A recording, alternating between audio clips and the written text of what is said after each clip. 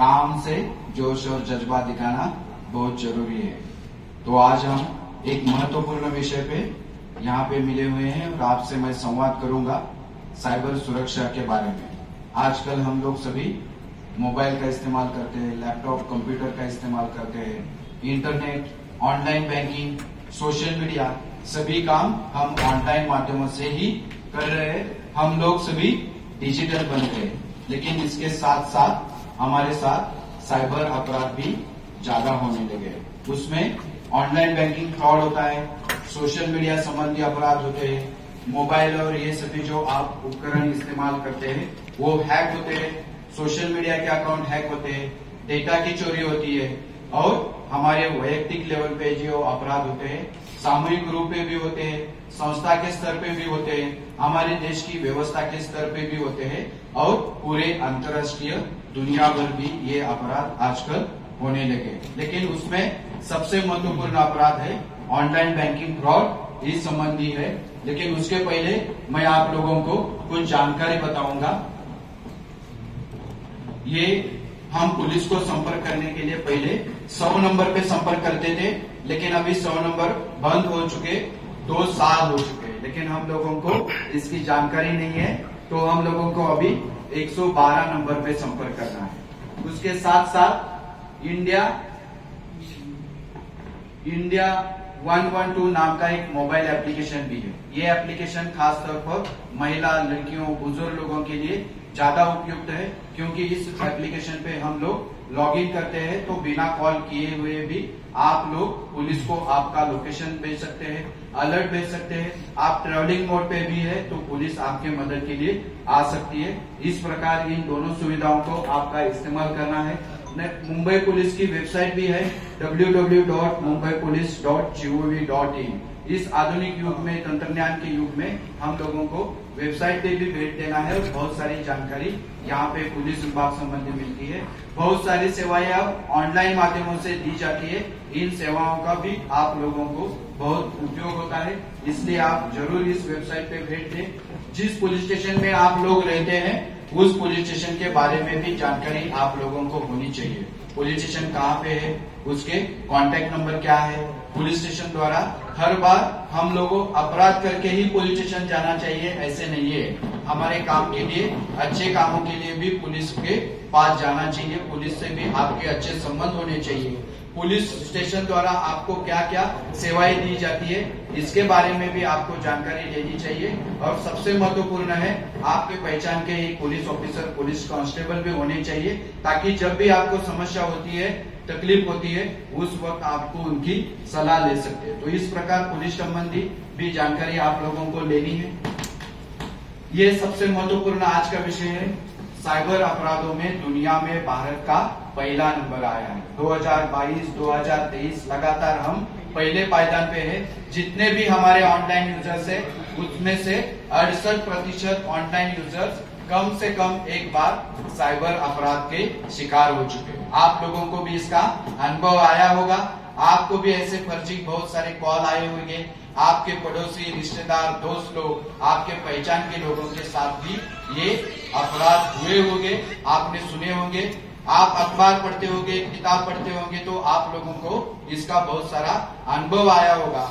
वैयक्तिक लेवल पे भी होता है, लेकिन 2022 में हमारे 100 से ज्यादा वेबसाइट भारत के हैक हो चुके थे। महाराष्ट्र में उनसे मुंबई यूनिवर्सिटी की वेबसाइट थी, थाने पुलिस आयुक्तालय की वेबसाइट थी, उत्तम जुडिशियरी एकेडमी है, वहां की वेबसाइट हैक हुई थी, और नागपुर की इंस्टीट्यूट ऑफ साइंस, उसकी भी वेबसाइट हैक हुई थी। तो इस प्रकार बहुत सारी संस्थाओं की वेबसाइट भी हैक होती है।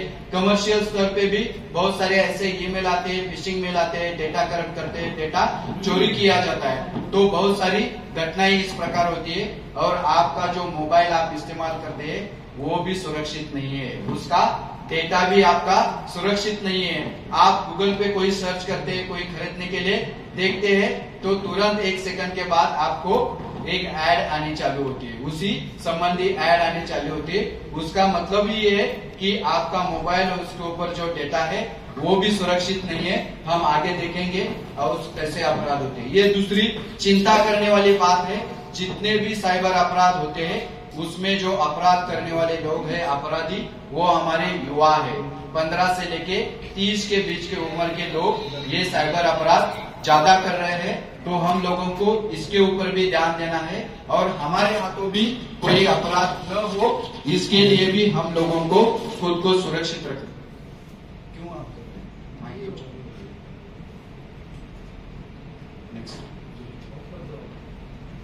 ये स्क्रीन पे आप देख सकते हैं, ऐसे बहुत सारे घटनाएं हर दिन हर पुलिस स्टेशन के एरिया में होती है। पहली घटना में आप देख सकते हैं,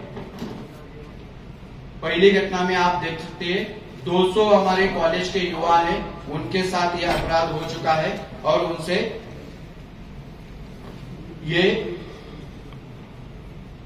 4 करोड़ से ज्यादा उनकी धोखाधड़ी हो चुकी है। दूसरी घटना में आप देखते हैं, घर से काम करने के लिए उसको व्हाट्सएप कॉल आया था और कॉल करने के बाद उसका स्क्रीन रिकॉर्डिंग किया और उसके कॉल में उसको पॉर्न वीडियो एडिट मॉड करके उसको 2,71,000 रुपए को फंसाया है।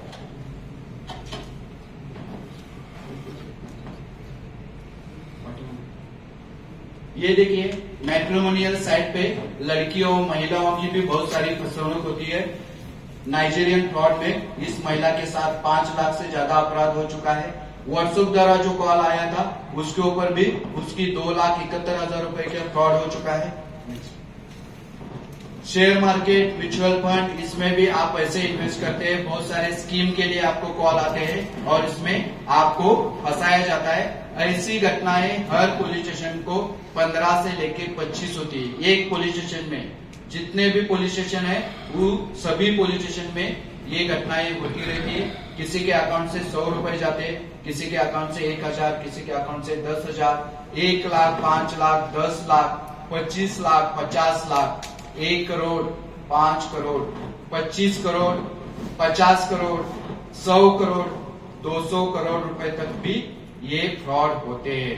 मतलब आपके अकाउंट में जितने पैसे हैं उतने पैसे वो लोग निकालते हैं, आपको डराते हैं, धमकाते हैं। उसके कारण भी बहुत सारे लोग बहुत सारे पैसे भरते रहते हैं। नई मुंबई की मैं आपकी 2023 की जानकारी देता हूँ। 2023 में जो हमारे पुराने क्राइम है, चोरी होती है, गाड़ी चोरी होती है, गहनी चोरी होती है, पैसे की चोरी होती है, इसमें सिर्फ 10 करोड़ रुपए की चोरी हो चुकी है। लेकिन साइबर फ्रॉड में 500 करोड़ रुपए की धोखाधड़ी हो चुकी है। और बड़े व्हाइट कॉलर क्राइम रहते हैं, फाइनेंशियल फ्रॉड बोलते हैं, share market, mutual fund, property के रिलेटेड, उसमें धोखाधड़ी होती है। उसमें 1,000 करोड़ से ज्यादा धोखाधड़ी हो चुकी है। तो इनसे आपको पता चलता होगा पुराने ढंग के जो अपराध है वो अभी कम हो चुके हैं, साइबर अपराध बढ़ रहे हैं और दूसरे व्हाइट कॉलर क्राइम, धोखाधड़ी वाले लोग ज्यादा इस प्रकार आपको फंसा रहे हैं। तो आप लोगों को अभी खुद को थोड़ा सुरक्षित करने के लिए जो जो चीज है वो मैं आपको बताता हूँ। ये एक वीडियो आप देखिए। I'm Swati Mishra calling from GSC Bank. So you have been a loyal customer. So we want to send you on a free trip to Australia. On this trip you can take up to 1 guest. So who would you like to take along with you? My wife. Oh, so sweet sir. Uncle ji घूमना चाहते हैं, हमारा काम है उनको घुमाना। Sir, can you give me your name and your PAN card number please? Her name is Anu Mehta. Uncle ji ने अपने बैंक सिक्योरिटी क्वेश्चंस के सारा जवाब दिए। When are you sending her? When would you like to go, sir? July is her birthday, no? Oh, that's great, sir. I have selected July. From the month of July, please help me with the 6-digit international travel code that we have just sent you, sir. हमारा बोलने का मतलब OTP था, लेकिन जब हम इसको international travel code बोलते हैं तो हमारा अंकल जी का जो दिमाग है 7 मोड में चला जाता है। 4, 5, 2, 6, 1. Thank you so much sir. देखो हमने अंकल जी के OTP से इनके बैंक अकाउंट में घुस के इनके रिटायरमेंट सेविंग्स के सारे पैसे डाल दिए। My wife will love this surprise. Yes sir, this will be a big surprise.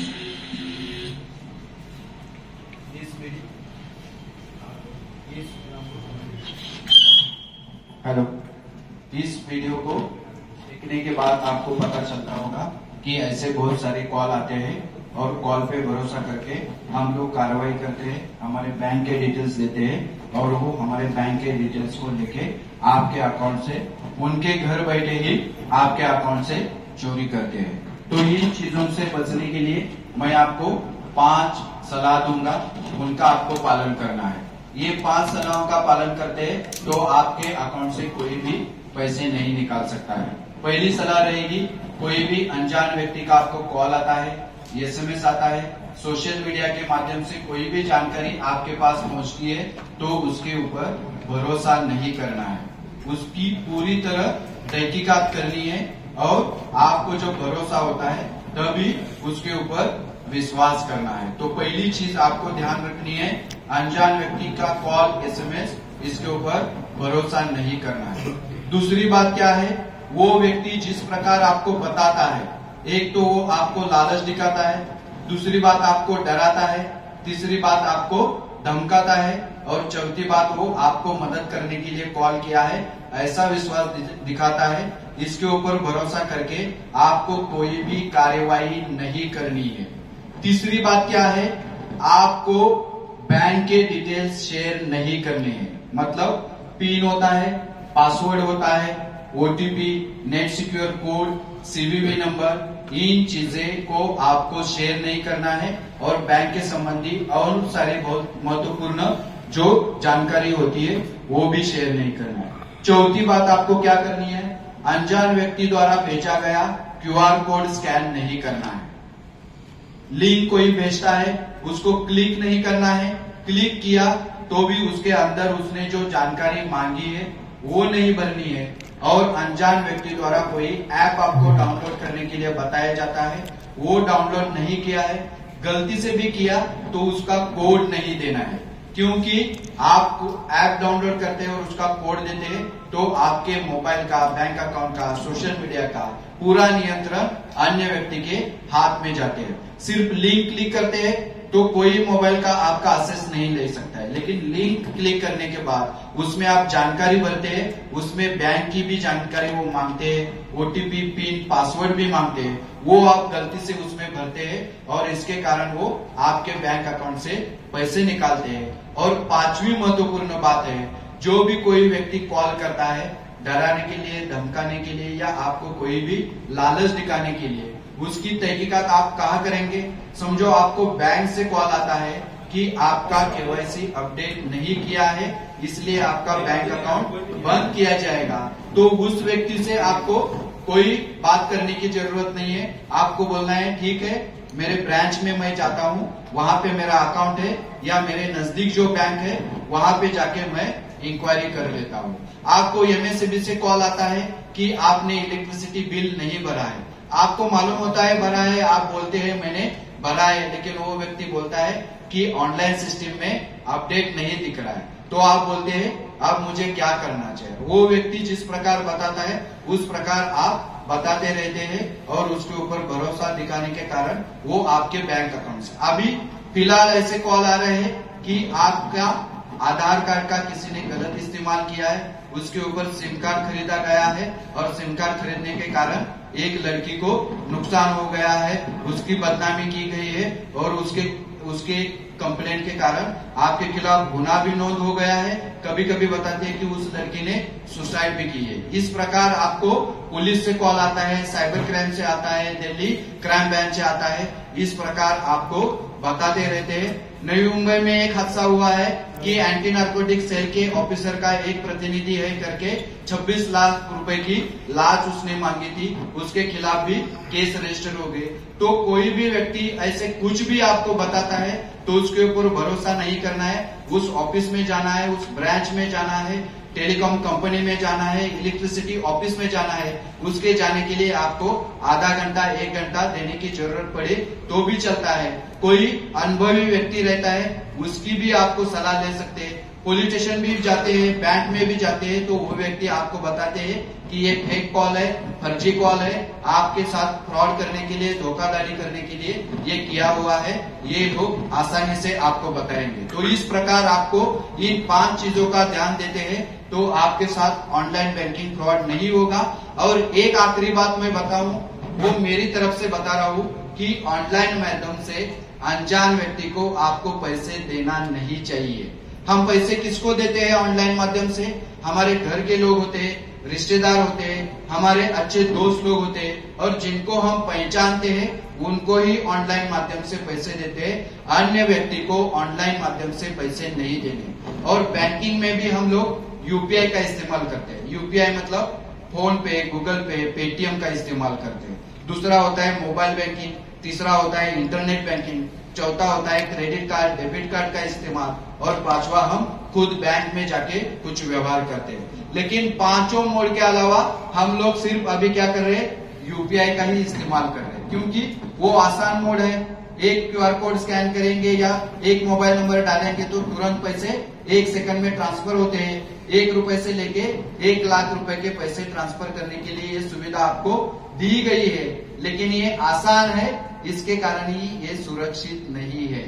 आप लोगों को मैक्सिमम लिमिट 1 लाख रुपए दी है, उसका मतलब ऐसा नहीं है कि आप लोग हर बार 1 लाख रुपया बड़ा पेमेंट्स करने के लिए यूपीआई का इस्तेमाल करें। आपको 10 रुपए देने, 50 रुपए देने, 100 रुपए देने, 500 रुपए देने, 1000, 5000 रुपए तक के छोटे पेमेंट्स के लिए ही आपको यूपीआई का इस्तेमाल करना है। बड़े पेमेंट्स करने हैं थोड़े, तो आपको मोबाइल बैंकिंग को इस्तेमाल करना है, क्योंकि ये यूपीआई से ज्यादा सुरक्षित है। इंटरनेट बैंकिंग का भी आपको इस्तेमाल करना है। आपके बिजनेस के कुछ अकाउंट होते हैं या बड़े पेमेंट्स होते हैं, तो उसके लिए आपको इंटरनेट बैंकिंग का इस्तेमाल करना है, क्योंकि ये यूपीआई से ज्यादा सुरक्षित है। और ऑनलाइन बैंकिंग फ्रॉड जो ज्यादा तौर पे होते हैं वो यूपीआई के ही माध्यम से होते हैं, इसलिए यूपीआई से पेमेंट करते वक्त आपको सावधान रहना है, सतर्क रहना है। पैसे भेजने के पहले आपको इन सभी चीजों की जो चीजें मैंने बताई उनकी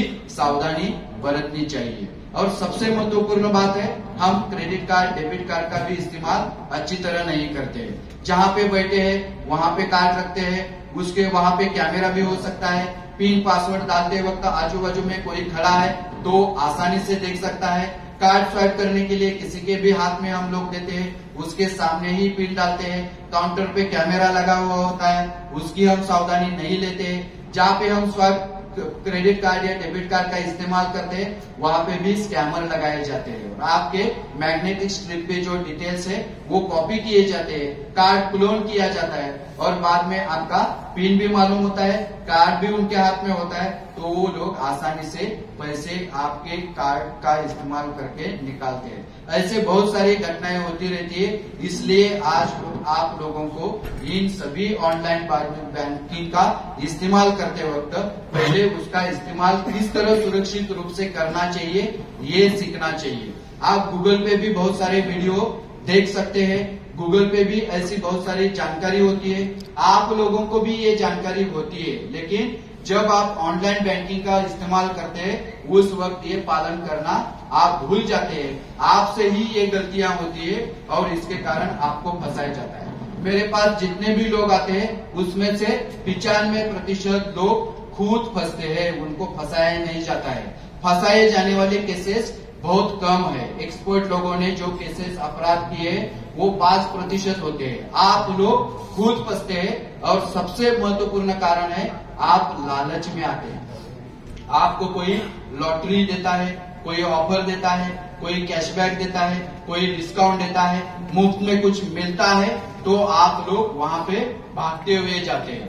200 रुपए की कोई वस्तु होती है, उसके ऊपर 60 रुपए डिलीवरी चार्जेस लगाते हैं, तो आपका मुंह टेढ़ा हो जाता है। लेकिन 280 रुपए लिखाया जाता है और फ्री डिलीवरी चार्जेस लिखते हैं, तो आप खुश होते हैं, कोई डिलीवरी चार्जेस नहीं। इस प्रकार आपको फंसाया जाता है, आपके अकाउंट से पैसे निकाले जाते हैं। इसलिए मुफ्त के चीजों के पीछे मत भागिए, ऐसे कोई भी मुफ्त नहीं देता है। मुफ्त सिर्फ माँ का प्यार मिलता है और पिताजी का भरोसा होता है, बाकी कुछ भी आपको ध्यान देना है। ये एक वीडियो आप देखिए।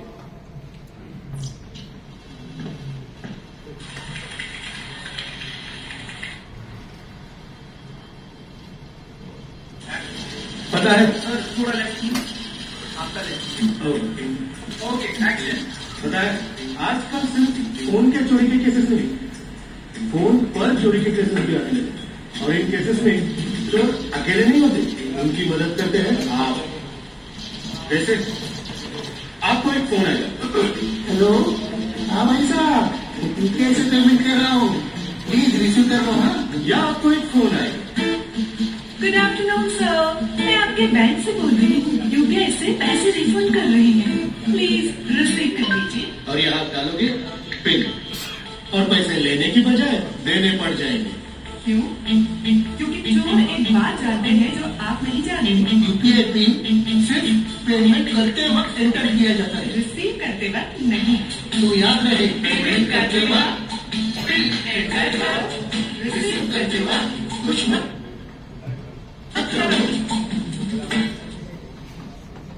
हम लोग मोबाइल, कंप्यूटर, लैपटॉप इन सभी चीजों का इस्तेमाल करते हैं, लेकिन आपको आज से 3 चीजों की सावधानी लेनी है। पहली, जो भी कुछ आप डिवाइस इस्तेमाल करते हैं, मतलब इलेक्ट्रॉनिक उपकरण इस्तेमाल करते हैं, उसके खुद के भी बहुत सारे फीचर्स होते हैं, फंक्शंस बोलते हैं उसको। हम लोग महंगा मोबाइल खरीदते हैं, एप्पल का मोबाइल रहता है, फ्लिप का मोबाइल रहता है, तो हम लोगों को अच्छा लगता है कि मैं बहुत बड़ा आदमी हूँ, पैसे वाला आदमी हूँ। लेकिन आप लोगों को उस मोबाइल के फीचर्स कुछ इस्तेमाल करने आते हैं क्या, उसके बारे में जानकारी है क्या, आप इतना महंगा मोबाइल लेके उस फीचर्स का उपयोग करने वाले हैं क्या, ये चीजों का ध्यान देना है। मोबाइल के बहुत सारे फीचर्स होते हैं, उसके बारे में आपको जानकारी लेनी है, सीखना है। दूसरी बात क्या होती है, प्राइवेसी फंक्शंस होते हैं। हर कोई डिवाइस में, बैंक अकाउंट में, सोशल मीडिया में प्राइवेसी फीचर्स रहते हैं। आपके व्हाट्सएप में भी बहुत सारे प्राइवेसी फीचर्स है, लेकिन आपने वहां पे कभी ध्यान नहीं दिया। और तीसरा क्या होता है, सिक्योरिटी फीचर्स, मतलब आपका अकाउंट या मोबाइल या डिवाइस कोई भी हैक न करे, सोशल मीडिया हैक न करे, इसलिए सिक्योरिटी फीचर्स रहते हैं। अभी हम लोगों को बताया जा रहा था कि सुप्रिया सुले जी का भी आज व्हाट्सएप हैक हुआ है। उन्होंने मैसेज डाला है कि मेरा मोबाइल और व्हाट्सएप हैक हुआ है। उनका मोबाइल हैक नहीं हुआ होगा, लेकिन उनका व्हाट्सएप जरूर हैक हुआ होगा। तो आप लोगों को मैं बताऊंगा, व्हाट्सएप में आप उसमें प्राइवेसी में जाएंगे या अकाउंट में जाएंगे तो उसमें 2 स्टेप वेरिफिकेशन रहता है। वो वेरिफिकेशन आपको करना है। उसमें 6 डिजिट एक नंबर रहता है, वो नंबर भी हम लोग लिख के नहीं लेते, वो लिख के लेना है, क्योंकि वो नंबर भी आपको भी फिर याद नहीं रहेगा तो आप व्हाट्सएप खोल नहीं सकते उस नंबर का। इसलिए 2 स्टेप वेरिफिकेशन आपको एक्टिवेट करना है। इस प्रकार आपको उस डिवाइस के फीचर्स, प्राइवेसी के फंक्शंस और सिक्योरिटी के फंक्शंस, हर चीजों को सीखना है। आप खुद भी ध्यान देते हैं तो भी आपको समझ में आएंगे। आपको नहीं समझता है तो किसी टेक्नो से भी उसकी, जिस व्यक्ति को तकनीकी के बारे में अच्छा जानकारी है, उसके भी आप सीख सकते हैं। YouTube पे भी आप बहुत सारे वीडियो इसके बारे में देख सकते हैं। ये एक वीडियो आप देखिए।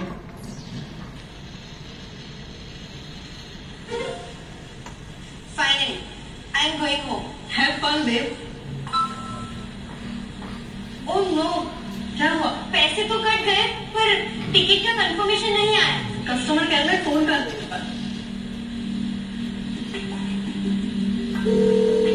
हेलो, ये बैंक कस्टमर सपोर्ट? जी, आपका कार्ड नंबर और सीवीवी कंफर्म कीजिए। 41856। बेटा, क्रेडिट कार्ड नंबर और सीवीवी किससे दे रहे हो? तूने नंबर ऑफिशियल साइट पे सर्च किया था ना? Oh no. Customer care number ढूंढने के लिए सर्च इंजन का इस्तेमाल सावधानी पूर्वक।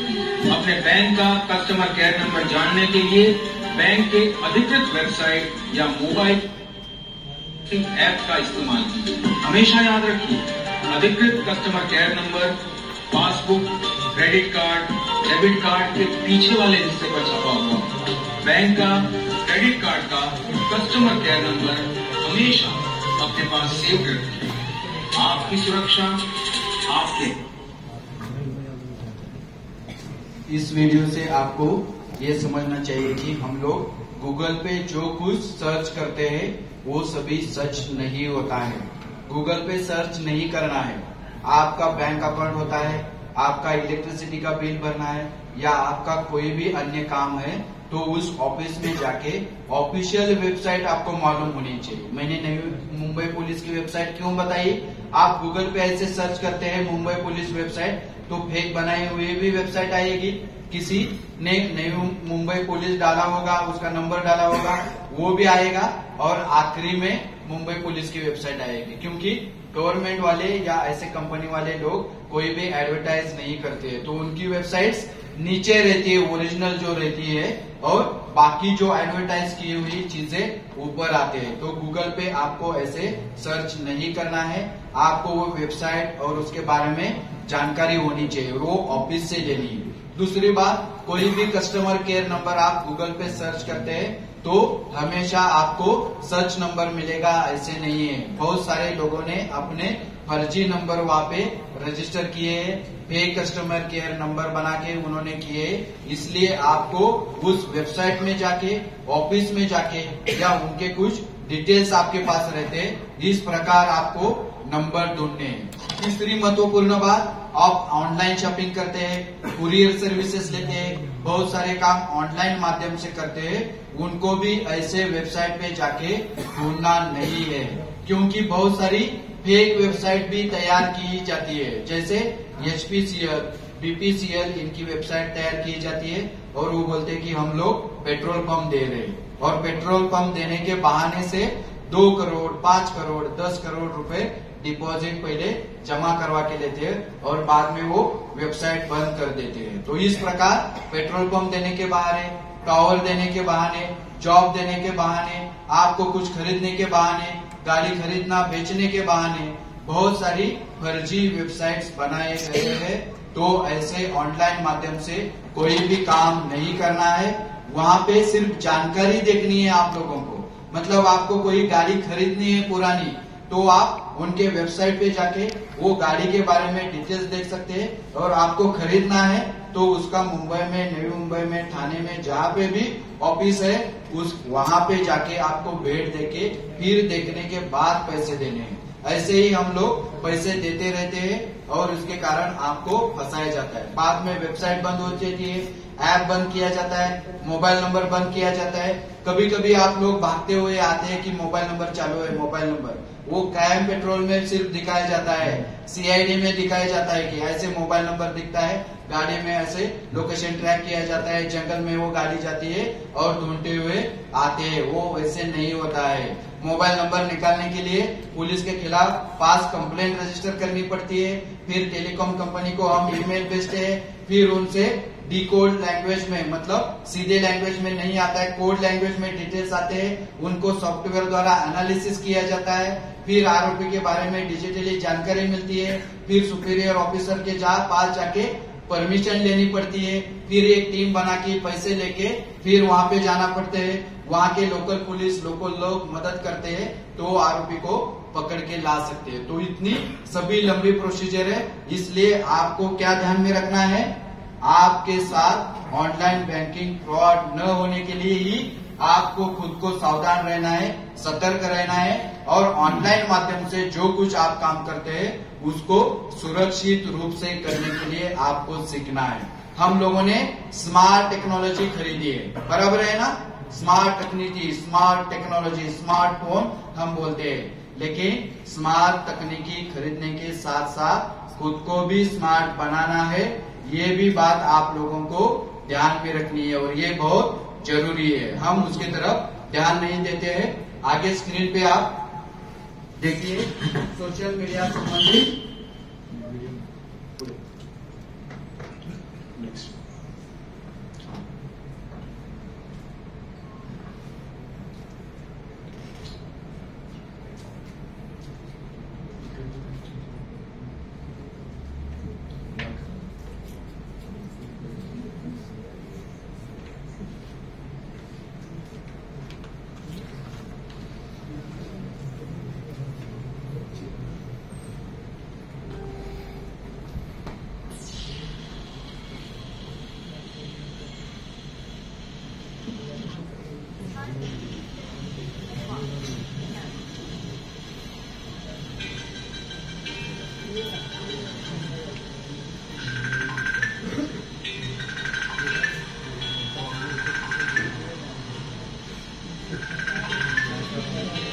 साहब क्या कर रहे हैं आप? इसे आप जानते भी नहीं, उसकी फ्रेंड रिक्वेस्ट एक्सेप्ट कर ली और अब वीडियो कॉल रिसीव करने जा रहे थे। किसी भी अनजान व्यक्ति की फ्रेंड रिक्वेस्ट एक्सेप्ट ना करें। आपका सोशल मीडिया अकाउंट हमेशा प्राइवेट या लॉक रखें। किसी भी अनजान व्यक्ति की वीडियो कॉल कभी ना उठाएं। कोई भी व्यक्ति आपके प्राइवेट फोटोग्राफ्स या वीडियोस को लीक करने की धमकी दे या ब्लैकमेल करे तो बिना किसी डर या संकोच के तुरंत पुलिस का संपर्क करें। हम लोग सोशल मीडिया का इस्तेमाल करते हैं। हमारे मोबाइल के माध्यम से आपको बहुत सारे वीडियो कॉल आते हैं, वॉइस कॉल आते हैं। तो आज से हम लोगों को आदत बदलनी है। किसी के भी वॉइस कॉल नहीं स्वीकारने हैं, वीडियो कॉल नहीं स्वीकारने। अपने घर के लोग रहते हैं, रिश्तेदार लोग रहते हैं, करीबी लोग रहते हैं, उनके ही वॉइस कॉल और वीडियो कॉल आपको स्वीकार करने। और सबसे महत्वपूर्ण बात क्या है, हम लोगों को सोशल मीडिया के माध्यम से ट्रैप में फंसाया जाता है। पुरुष होता है, लड़के होते हैं, युवा होते हैं, तो उनको लड़की के माध्यम से, महिला के माध्यम से फंसाया जाता है। अच्छा डीपी, अच्छा प्रोफाइल बनाते हैं, मॉडलिंग के फोटो लेते हैं और आपको प्रोफाइल बना के संपर्क करते हैं। और आप लोगों को लगता है कोई अच्छी लड़की, अच्छी महिला आपसे दोस्ती करना चाहती है। उसी के साथ साथ लड़कियां, महिलाओं के साथ भी ये अपराध ज्यादा तौर पे होते हैं। पुरुषों का अच्छा प्रोफाइल तैयार कराते हैं, बहुत बड़ी कंपनी में काम कर रहा है, गाड़ियों के फोटो दिखाते हैं और महिला और लड़कियों के साथ दोस्ती करते हैं। तो आप लोगों को ध्यान में रखना है, अनजान व्यक्ति से दोस्ती नहीं करनी है। दूसरी बात क्या है, उनसे बातें करना आप चालू करते हैं, चैटिंग करना चालू करते हैं, उसके स्क्रीनशॉट निकाले जाते हैं, उनके फोटोज, वीडियोस आपके सेव किए जाते हैं और उसको एडिट, मॉर्फ किया जाता है। आपकी निजी जानकारी मांगी जाती है और बाद में आपको सोशल मीडिया के माध्यम से उन फोटो, वीडियो का इस्तेमाल करके, आपके चैटिंग का स्क्रीनशॉट का इस्तेमाल करके बदनाम करने की धमकी दी जाती है, डराया जाता है, आपसे पैसे की मांग की जाती है और आपके घर में जो लोग होते हैं, युवा होते हैं, उनके पास ये फोटो, वीडियो भेजते हैं और उससे आपको नुकसान करते हैं। बहुत सारे लोगों को इसको बदनामी का सामना करना पड़ा है। बहुत लोगों ने सुसाइड करने का प्रयास किया है, बहुत सारे लोगों ने सुसाइड भी किया है।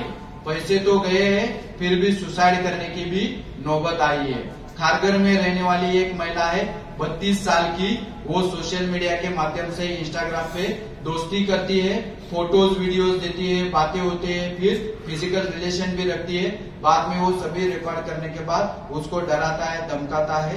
38 लाख रुपए वो घर से देती है, गहने देती है, लोन लेके देती है, फिर भी तंग करना बंद नहीं होता है। फिर 5 साल की अपनी बेटी को लेके टेरेस पे जाके सुसाइड करने के लिए प्रयास कर रही थी। उसको सोसाइटी वाले ने रोक दिया, फिर बाद में कंप्लेंट रजिस्टर की। 3 दिन की पहली घटना है, 19 साल की एक लड़की है, मॉडलिंग करने के लिए गूगल पे सर्च करती है, 3 लोगों की कंपनी उसको संपर्क करती है, उसको बोलते हैं कि हम लोगों को शूट करना चाहिए, फोटोज, वीडियोस तैयार करने चाहिए ताकि हम लोग ज्यादा लोगों के पास पहुंचा सके। उसको लेके जाते हैं मर के यहाँ और स्टूडियो में फोटो, वीडियो शूट किए जाते हैं और उस वक्त चेंजिंग रूम में भी कैमरा लगा के उसके सभी वो वीडियो कैप्चर करते हैं और बाद में उससे 42 लाख रुपए के लिए फंसाते हैं। 45 साल की उम्र के एक व्यक्ति है जो बड़े इंटरनेशनल कंपनी में काम करते हैं, उनके साथ 48 लाख रुपीस का फ्रॉड हो चुका है। पनवेल में एक 64 साल की महिला है जो मल्टीनेशनल बड़ी कंपनी से रिटायर हो चुकी है, उसके साथ सबसे बड़ा वैयक्तिक लेवल का धोखाधड़ी हो चुकी है। कितनी हुई होगी आप बता सकते हैं? कितनी हुई होगी? रकम अंदाजा लगाइए। 1 करोड़ 5 करोड़ 61 लाख रुपए का फ्रॉड उनके साथ हुआ है 1 महीना पहले। तो इतनी बड़ी संख्या में आपको फंसाया जाता है, उसका कारण है सोशल मीडिया के माध्यम से आप अपने ऐसे प्रोफाइल को, स्टेटस को खराब करते हैं, फोटोज, वीडियो देते हैं, इसलिए इतनी बड़ी तादाद में फ्रॉड होते हैं। तो आप लोगों को इन सभी चीजों का ख्याल रखना है। एक आखिरी वीडियो हम लोग देख लेते हैं।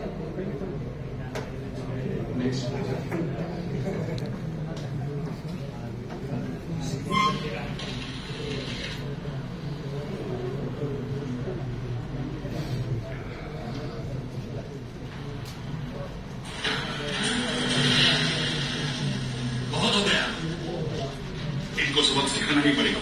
इसका बदला हम देखेंगे। अरे ये क्या देख रहे हो भाई लोग?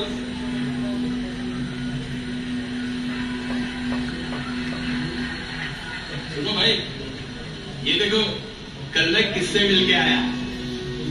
वो तेरी क्या बात है यार, ये कैसे हुआ? ये देख ऐसे। अरे ये तो, और सुनो, ये जो तुम वीडियो देख रहे हो ना, वो भी किसी ने ऐसे ही मॉडिफाई किया है। किसी भी फोटो और वीडियो को देख के ना बेवकूफों की तरह बहक मत जाना, समझे भाई? डिलीट करो उसे। तू चाय पिला जा। क्या चाय पिला? सोशल मीडिया से आने वाले हर संदेश को सावधानी से समझें। समझदारी में होती है ताकत। सतर्क जनता, सुरक्षित भारत। जय हिंद। बहुत सारे सोशल मीडिया के ग्रुप में हम लोग समाविष्ट हैं, तो आप लोगों को आज से ये ध्यान देनी है, कोई भी पोस्ट आती है, कोई भी वीडियो आता है, उसको पढ़ने की, उसको देखने की आदत हम लोगों को बंद करनी है। ऐसे भी कोई हमारा वातावरण बिगाड़ने के लिए कोई पोस्ट वीडियो तैयार करते हैं तो उसके ऊपर भरोसा नहीं करना है, उसको फॉरवर्ड नहीं करना है, अपना समर्थन भी नहीं देना है, उसको विरोध भी नहीं करना है। उसके पहले ये सच है या झूठ है इसके बारे में जानकारी लेनी है। हम लोग अच्छे लोग हैं, सभी लोग भाईचारे से यहाँ पे रहते हैं, हमारा यहाँ पे कोई ऐसा भेद नहीं है, लेकिन कुछ लोग आप लोगों का इस्तेमाल करके इसमें बगावत लाने की कोशिश करते हैं और उसका इस्तेमाल आपके माध्यम से करते हैं। तो आप लोगों को ध्यान देना है, हम सभी भाईचारे से रहते हैं, हमारे यहाँ का वातावरण अच्छा है, तो सोशल मीडिया के माध्यम से कोई भी वीडियो पोस्ट बना के आपको इस्तेमाल न करे, क्योंकि ऐसे आप करते हैं तो आपके ग्रुप में होने वाला ही व्यक्ति आपके खिलाफ पुलिस स्टेशन में केस रजिस्टर करता है। जो वीडियो तैयार करता है, पोस्ट करता है, वो बाजू का रहता है और आपके खिलाफ ही एफआईआर दर्ज होती है। तो इसलिए हम लोगों को सभी को सुरक्षित रहना है। सोशल मीडिया के माध्यम से इस्तेमाल करते वक्त हमारे हाथों भी कोई गलती नहीं होनी चाहिए। किसी का फेक अकाउंट तैयार करना, किसी का अकाउंट हैक करना, किसी को बदनाम करना, सोशल मीडिया के माध्यम से किसी के फोटो वीडियो पोस्ट नहीं करना है। खास तौर पे युवाओं को इसके ऊपर ध्यान देना है। हम लोग प्यार मोहब्बत दोस्ती में कभी दुश्मनी हो जाती है या किसी से नाता टूट जाता है तो हम लोग पुराने फोटो वीडियो उसको बाहर निकालते हैं, सोशल मीडिया पे पोस्ट करते हैं, किसी का अकाउंट बना के बनाते हैं। खास तौर पे युवाओं के द्वारा, पुरुषों के द्वारा महिलाओं के फोटो वीडियो का इस्तेमाल किए जाते हैं। हमारे घर में भी महिलाएं होती है, लड़की होती है, सभी महिलाओं की इज्जत करना हमारी जिम्मेदारी है। और सोशल मीडिया पे आप कुछ भी डालते हैं उसके ऊपर बाद में आपका नियंत्रण नहीं रहता है। वो फोटो वीडियो तुरंत 1 सेकंड में हजारों लाखों करोड़ों लोगों के पास पहुंच जाता है। इसलिए आप लोगों को अपने मन को नियंत्रण करना है, अपने भावनाओं के ऊपर नियंत्रण करना है और बहकाव में आके ऐसी कोई भी गलती नहीं करना है, ताकि आपके खिलाफ केस रजिस्टर न हो और अन्य व्यक्ति की बदनामी भी न हो। इसकी जिम्मेदारी आप लोगों की है। हमारे घर के युवा 13 साल की उम्र के पहले ही सोशल मीडिया के अकाउंट उपाड़ते हैं, तो अकाउंट निकालने के लिए 13 साल की उम्र कानूनन की गई है। 13 से लेके 18 साल की उम्र के बीच के जो बच्चे social media, online, YouTube in माध्यमों का इस्तेमाल करते हैं उनको शिक्षा के लिए, उनके काम के लिए करना चाहिए। और वो करते हैं तो आपके सामने उन्हें करना चाहिए, कम से कम समय के लिए करना चाहिए। किसी से दोस्ती करते हैं, किसी को फोटो वीडियो भेजते हैं तो आपके परवानगी से उन्होंने ये सभी चीजें करनी चाहिए। इसलिए छोटे बच्चे जो हमारे घर में है, युवा है, उनके ऊपर भी ध्यान देना हमारी सबकी जिम्मेदारी है। सबसे महत्वपूर्ण है हमारे पिन और पासवर्ड। ये हमारे सभी डिवाइस होते हैं, सोशल मीडिया होते हैं, बैंक अकाउंट होते हैं, उसको सुरक्षित रखने के लिए काम आते हैं। तो हम लोग कैसे बनाते हैं पिन पासवर्ड?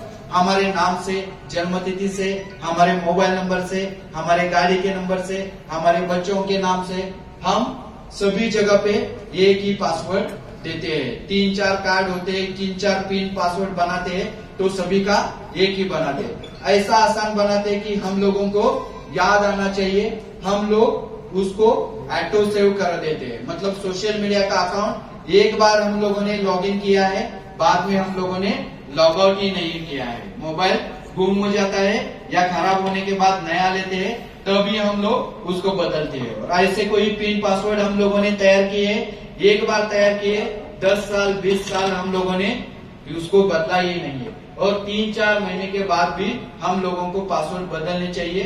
तो इन चीजों को हम लोगों को अभी टालना है, बदलना है, स्ट्रॉन्ग पासवर्ड तैयार करना है। हम लोग शांत रूप से बैठे हैं तभी तैयार करना है। स्ट्रॉन्ग पासवर्ड बनाने के बाद उसको डायरी में लिखने की आदत रखनी है। ऑटो सेव नहीं करना है। हमारे पास 3 सेकंड 4 सेकंड लॉगिन करने के लिए होते हैं। हम लोग प्राइम मिनिस्टर नहीं है, सीएम नहीं है कि इतना काम है कि लॉगिन करने के लिए हमारे पास समय ही नहीं है। तो आप लोगों को आदत बदलनी है, अलग अलग पासवर्ड तैयार करने हैं, क्योंकि इतनी बड़ी संख्या में अपराध होते हैं। उसका कारण पिन पासवर्ड आप लोग अच्छी तरह नहीं तैयार करते, उसको सुरक्षित नहीं रखते और उसको बदलना भी जरूरत है। 3 महीने के बाद 6 महीने के बाद हम लोगों को पासवर्ड बदलने की जरूरत है। उसके साथ साथ आप लोगों को 2 बैंक अकाउंट रखने हैं। एक बैंक अकाउंट में कम से कम पैसे रखने हैं जो यूपीआई या ऑनलाइन माध्यम को आपको लिंक किया है, और दूसरा बैंक अकाउंट जो ऑनलाइन माध्यम को लिंक नहीं है या ज्यादा से ज्यादा इंटरनेट बैंकिंग को लिंक है, उसमें ज्यादा रकम रखनी है।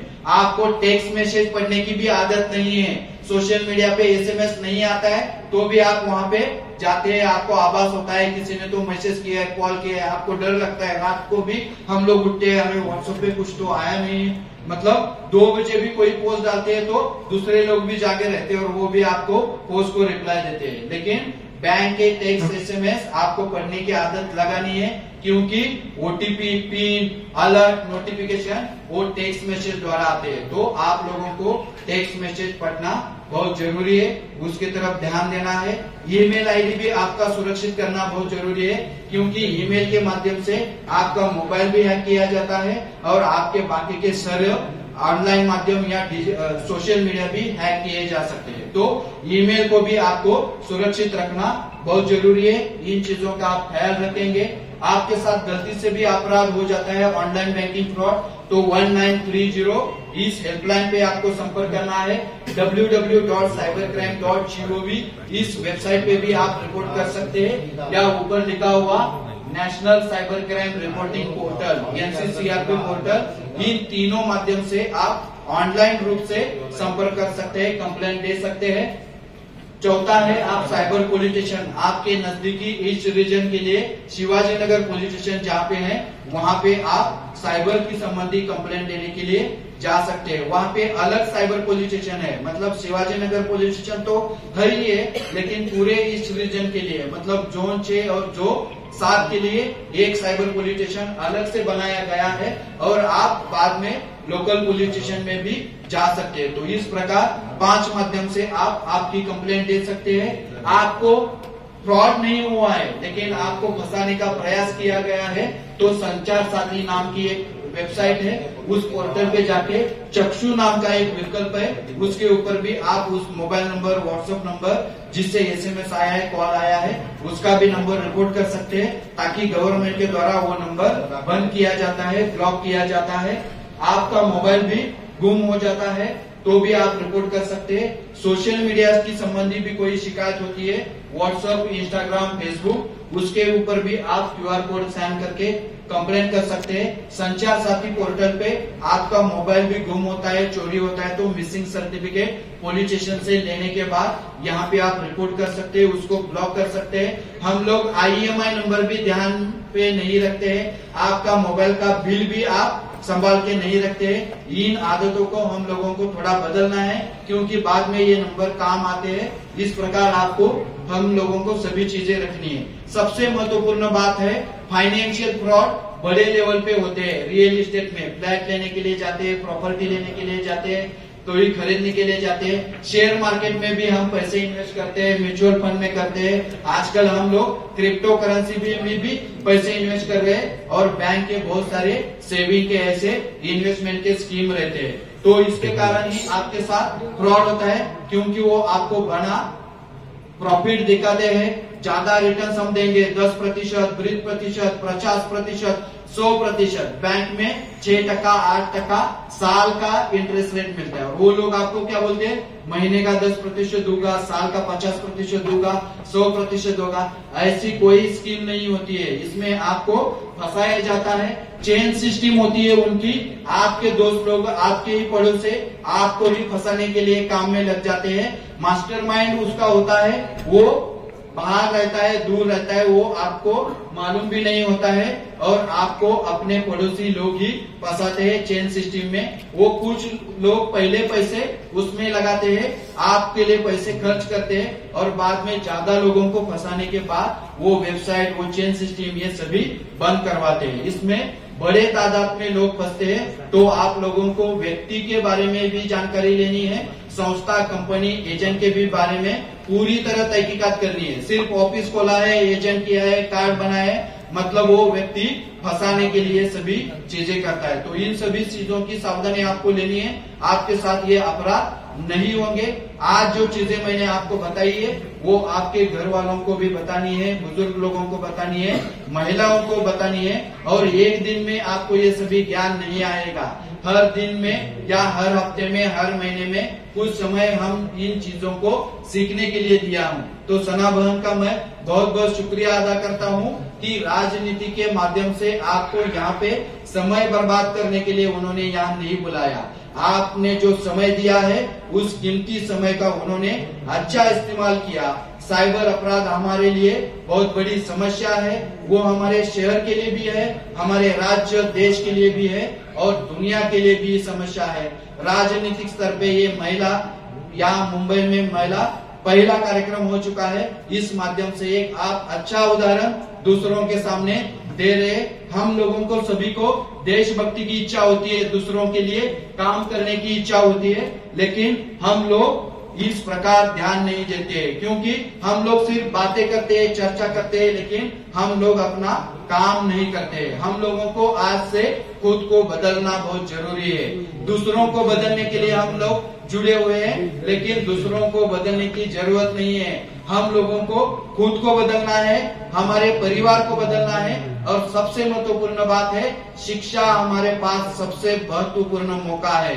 हम लोग शिक्षा की तरफ ध्यान नहीं देते। मेरी पोस्टिंग यहाँ पे मानपुर पुलिस स्टेशन में ली, लेकिन 10वीं के पहले बहुत सारे लड़के लड़कियां स्कूल छोड़ते हैं, 12 के पहले अपना कॉलेज बंद करती है, 1 डिग्री लेने के पहले ही कॉलेज बंद देती है। लेकिन आज से आप लोगों को ये ध्यान देना है, हमारे घर के जो लड़के लड़कियां हैं उनको कम से कम एक विषय में मास्टर डिग्री हासिल करने तक उनकी पढ़ाई बंद नहीं होनी चाहिए। शिक्षा के कारण ही हम लोग अपना जीवन में बदलाव ला सकते हैं, हमारे परिवर्तन कर सकते हैं। इसलिए शिक्षा ही हमारे पास सबसे महत्वपूर्ण विकल्प है, उसकी तरफ हम लोगों को ध्यान देना है। राष्ट्र निर्माण के बारे में भी हम लोगों को सोचना है।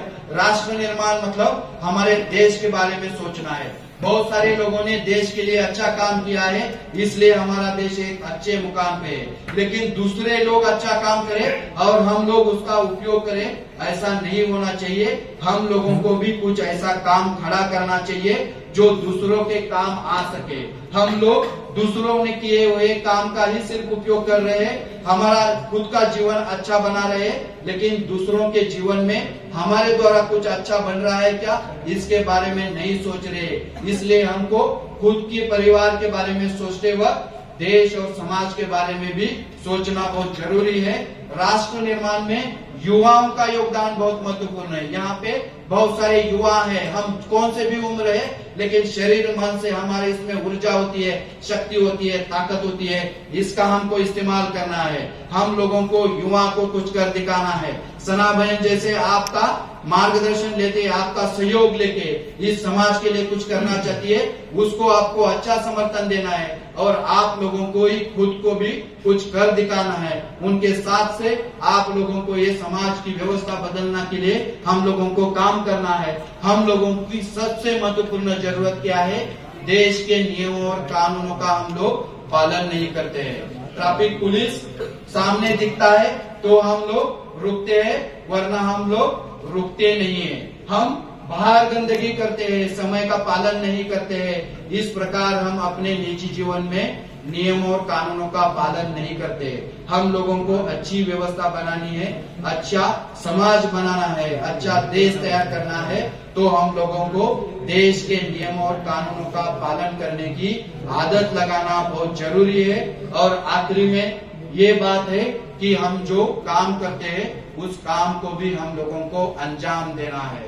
व्यसनम द्वयमेव केवलम विद्याभ्यासनम व्यसनम हरिपाद सेवनम व्यसनम। हम लोगों को दो आदतें होनी चाहिए, दो व्यसन होने चाहिए। एक है विद्याभ्यासनम व्यसनम, मतलब हम लोगों को पढ़ने की, सीखने की, कुछ नया कर दिखाने की इच्छा होनी चाहिए। पढ़ने से हमको ज्ञान बढ़ता है और ज्ञान बढ़ने से हम लोग ताकतवर व्यक्ति बनते हैं। इसलिए हम लोगों को पढ़ने की जरूरत है। स्कूल कॉलेज में ही सिर्फ पढ़ाई की जाती है ऐसे नहीं है। हर दिन हर वक्त हम लोगों को कुछ समय पढ़ाने के लिए देना चाहिए। हमारे घर में किताबें आनी चाहिए। हमारे घर के बच्चों को सीखने के लिए किताब ही हम लोगों को बहुत जरूरी है। व्यक्ति और संस्था के बारे में जानकारी हम लोग किताबों से ही ले सकते हैं। और दूसरी बात है हरिपाद सेवनम, मतलब हम परमेश्वर अल्लाह की भक्ति करते रहते हैं क्योंकि हमारा जीवन अच्छा बने। लेकिन परमेश्वर भगवान की भक्ति से, अल्लाह की भक्ति से हमारा जीवन अच्छा नहीं बनने वाला है। हमारा जीवन अच्छा बनने के लिए हम लोगों को जो काम सौंपा गया है, जो जिम्मेदारी दी गई है, वो अच्छी तरह निभाना बहुत जरूरी है। आप जो भी कुछ काम करते हैं उसको अच्छी तरह निभाना ये हम सबकी जिम्मेदारी है। आप जो भी कुछ काम करते हैं, छोटा हो या बड़ा हो, वो समाज के लिए उपयुक्त है और उस काम से ही आपकी पहचान बनने वाली है। हमारा काम ही हमारी पहचान होनी चाहिए। और सना बहन आज ये अच्छा कार्यक्रम रख के अपनी पहचान बना रही है। आप लोगों को भी उनका साथ देके उनके पहचान में अपनी भी खुद की अलग ऐसी पहचान तैयार करनी है, ताकि इस अणुशक्ति नगर के लोग समझदार, सतर्क और सावधान लोग हैं। आगे जाके साइबर अपराध नहीं होने चाहिए। आप लोगों को भी साइबर वॉरियर्स बनके अपने घर वालों को सुरक्षित करना है। सबसे महत्वपूर्ण बात है हम लोगों को देश का जागरूक और जिम्मेदार इंसान बनना है। हमारे देश को अच्छा बनाने के लिए हम लोगों को खुद को मिलके योगदान देना है। और आखिरी बात है, जो हम लोग कितने पढ़े लिखे हैं, कितने ऊंचे पद पे हैं, हमारे पास कितना पैसा है, ये कोई भी मायने नहीं रखता। आप लोग अच्छे इंसान है या नहीं और खुद की प्रगति करते वक्त दूसरों के जीवन में कुछ मदद करते हैं या नहीं है, ये सबसे महत्वपूर्ण है। इस प्रकार हम अपने जीवन को, अच्छे उद्देश्य को, अच्छे लक्ष्य को सामने रख के हम लोगों को काम करना है। और आज के इस व्याख्यान को आपको समर्थन करने का, संपर्क करने का, संवाद करने का मुझे मौका मिला है। इस मौके पे आपको मैं दो बातें बताना चाहता हूँ। एक है हम लोगों को शारीरिक और मानसिक रूप से तंदुरुस्त रहना, ये आगे के लिए सबसे महत्वपूर्ण है, क्योंकि कोरोना जैसी महामारी में हमारा खुद का आरोग्य रखना ही हमारी सबसे बहुत बड़ी उपलब्धि थी। आज से हम लोगों को ये याद रखना है, हमारे शारीरिक और मानसिक स्वास्थ्य के लिए हर दिन का कम से कम 1 घंटा हमारे खुद के लिए देना है। और दूसरी बात क्या है, पर्यावरण, पृथ्वी का आरोग्य भी खराब हो चुका है, उसके बारे में भी सोचना है। कोविड एक उदाहरण था, ऐसी बहुत सारी उदाहरणें हम आगे देखने वाले हैं। 2050 के बाद मुंबई और आजू बाजू के ऐसे जो शहर है वो पानी में डूबने वाले हैं। इसलिए हम लोगों को आज से ही कदम उठाना बहुत जरूरी है। साइबर सुरक्षा के बारे में जिस प्रकार हम सोच रहे, उसी प्रकार खुद के आरोग्य के बारे में भी हम लोगों को सोचना है और पृथ्वी और पर्यावरण के आरोग्य के बारे में भी सोचना हमारी जिम्मेदारी है। आखिरी, मुझे संपर्क में रहना है। आप लोग सभी सोशल मीडिया का इस्तेमाल करते हैं, तो इस माध्यम से आप फेसबुक, ट्विटर, इंस्टाग्राम पे मुझे संपर्क में रह सकते हैं। और आखिरी, मेरा जो मोबाइल नंबर है वो मोबाइल नंबर आप ले सकते हैं। बहुत सारे लोगों के पास मेरा नंबर है। आपको ये आज का सेशन कैसे लगा, आइए आप फीडबैक दे सकते हैं। और बाद में जब भी आपको कोई मुसीबत होती है तो भी इस नंबर पे संपर्क करते हैं। सिर्फ आपको एक विनती रहेगी, पुराने हुए साइबर अपराधों के बारे में मुझे कॉल मत कीजिए, क्योंकि जो पहले हो चुका है उसको मैं रोक नहीं सकता हूँ, उसकी मैं इन्वेस्टिगेशन नहीं कर सकता हूँ। आगे जाने वाले अब होने वाले अपराध रोकने के लिए, सलाह लेने के लिए आप मुझे संपर्क कर सकते हैं। जय हिंद, जय भारत, जय भारत।